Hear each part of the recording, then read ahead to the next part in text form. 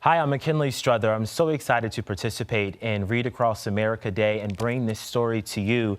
It's called The Youngest Marcher by Cynthia Levinson, illustrated by Vanessa Brantley Newton. It's a story of Audrey Faye Hendricks, a young civil rights activist. I'm an anchor here at WSLS 10 News on the weekend morning show, but this story means so much to me, not because the story of Audrey is that of many that I know, but my family. They live in Birmingham, Alabama, so they know this story and it's personal to them. So I wanted to bring it to you. So let's get started. Again, The Youngest Marcher, the story of Audrey Faye Hendricks, a young civil rights activist, by Cynthia Levinson. Whenever Mike flew into town, Audrey and her mama cooked barbecue ribs, stewed greens, sweet potato souffle, and Audrey's favorite, hot rolls baptized in butter. Other folks knew Mike as Martin or Dr. King. The Hendricks used his nickname. They did the same with other ministers as well, like Fred Shuttlesworth and Jim Bevel. After Mike blessed the feast, Mama expected Audrey to keep still during supper. But when grown-ups talked about wiping out the segregation laws that kept black and white people apart in Birmingham, she just had to speak up. Audrey intended to go places and do things like anyone else. I want to eat my ice cream inside Newberry's. I want to sit downstairs at the Alabama. I don't want hand-me-down school books. But stools at the counter, plush movie theater seats, books so fresh they'd crackle when you open them, those were for white children. Hush, Mama hissed. 9-year-old children should not speak in front of company, especially ministers like Mike, Fred, and Jim, who were bringing dreams of justice. Audrey knew all about segregation. She knew to pay the driver at the front of the bus, then step off and walk around to the back door, drink from the fountain with the dirty bowl and warm water, use the freight elevator at department stores downtown. Front row seats, cool water, elevators with white-gloved operators. Laws said those were for white folks. Every Monday night, Audrey and her mama and daddy and her aunts, uncles, and cousins joined neighbors and friends at Fred's church for worship, fellowship, and testimony. She sang and swayed along with the movement choir, her voice spirited and spiritual. Black and white together, we shall overcome. For once, she didn't have to keep still. Then came the testimonies. White store owners won't hire me. Ku Kluxers chased me. Policemen called me names. The hateful stories made Audrey squirm. She tried to tell her mama, that's not right. Shh. How could mama expect her to hush? She had to make things right. But what could she do? When Mike visited Fred's church, thousands of people crowded around her to hear him preach. In a voice as taut as steel cables, as smooth as glass, he intoned, segregation is morally wrong and sinful. That's true. Fired up, Audrey sat taller. An unjust law is no law at all, he proclaimed. Audrey had listened to Mike explain his plan at her supper table and knew what he meant. If a law is unjust, disobey it. Sit down inside Newberry's, picket those white stores, march to protest those unfair laws. Why? Even marching was against the law. Then get arrested. Fill the jails, Mike exclaimed. Fill Birmingham's jails so full that policemen can't squeeze in one more person. Pack cells so tight that police will have to quit arresting people for demanding their rights. Audrey just knew Mike's plan would work. She twisted in her pew to see which grown-ups would walk down the aisle volunteer for jail. But they mostly stayed put, eyes staring at their feet, hands on their knees. Feet, hands, and knees didn't move. Fill the jails, Mike pleaded, meeting after meeting. But heads shook. All around her, Audrey heard, no, best not break those segregation laws. Boss man will fire me. Landlord will evict me. Policemen will beat me. If nobody protested, Mike's plan would fail. Police could keep arresting anyone, anytime, for anything, forever. Audrey would never be able to go places and do things like everybody else. One night, Jim announced a new idea. If grown-ups won't do it, fill the jails with children. Audrey leaped to her feet. I want to go to jail, she declared.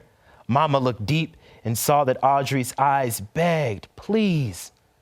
Okay, Mama said. Audrey strutted down that aisle. She was going to jail. Jail. 2 mornings later, she put on a fresh pressed pinafore and shiny Mary Janes with turned down socks. Protesters, they had to look nice. In the meantime, her daddy brought her a game to help her pass the time in jail. Her mama and daddy took her by Center Street Elementary to tell her teacher she'd be absent, maybe for a whole week.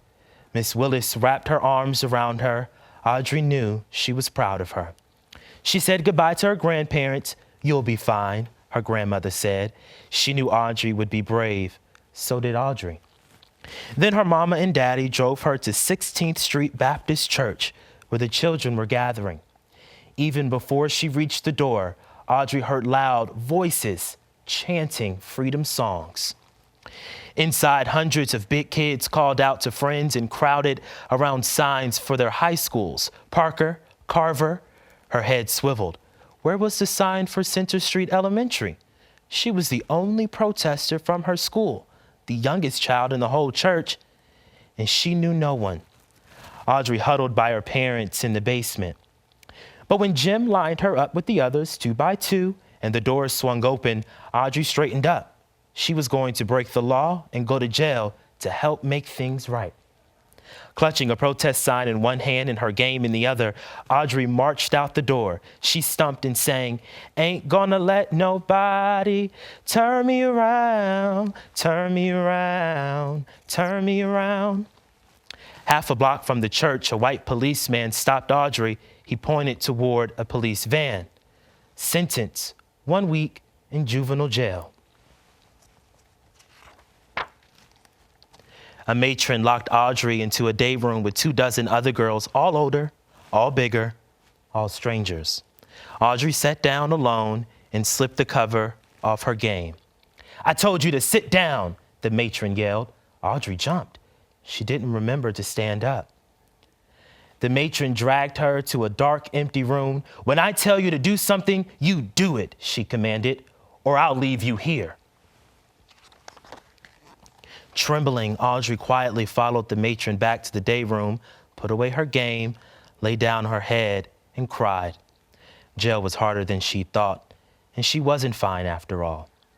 By evening, Audrey was hungry. She was tired. For dinner, soupy, oily, tasteless grits. At night, a bare mattress with one thin sheet for a cover. The next morning, no fresh underwear, no clean pinafore, no toothbrush. Audrey and her cellmates were let outdoors into an empty concrete pen surrounded by high prison walls. The older girls talked together. Audrey wondered what her classmates were doing. Miss Willis would be keeping them busy. On another day, Audrey was sent to a huge room and told to sit in a chair that was too high. Her feet dangled above the floor. 4 white men glared at her. She'd never talked to a white man before. "Are you against America?" one demanded to know. "No, sir," she answered politely. "What do you talk about at those meetings?" asked another. "Our freedom. Why did you march?"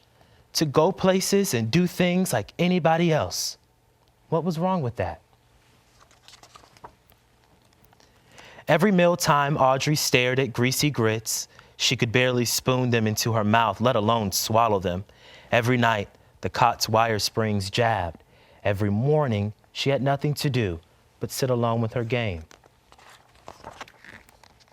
In the afternoons, though, more kids crowded into the day room. Some days, many of them arrived sopping wet. A girl explained that firemen aimed powerful hoses at the children. Surging water spun them off their feet and down the street. They got up and kept marching anyway, until they were sent to jail. By Audrey's 5th day in detention, the police couldn't squeeze in one more person. "We filled up all the rooms. We filled up all the rooms." Audrey practically jumped up and down. She was so proud. Watching television in the day room, she saw black people stroll straight into stores and restaurants like they belonged there. No one else could be sent to jail. Everything had changed. After 7 days, Audrey went home. Her mama and daddy wrapped their arms tight around her, washed the jail off her, and for dinner, hot rolls baptized in butter. 2 months later, the city of Birmingham wiped segregation laws clean off the books. Audrey licked her spoon clean at Newberry's counter like everybody else. Black and white people together, like we belong. It's the end of the story there. Again, the name of the book is The Youngest Marcher by Cynthia Levinson, the story of Audrey Faye Hendricks, a young civil rights activist. Her story is so powerful because if it weren't for her, so many of us wouldn't enjoy what we can today. So take some time, maybe read this book, read others, and enjoy Read Across America Day.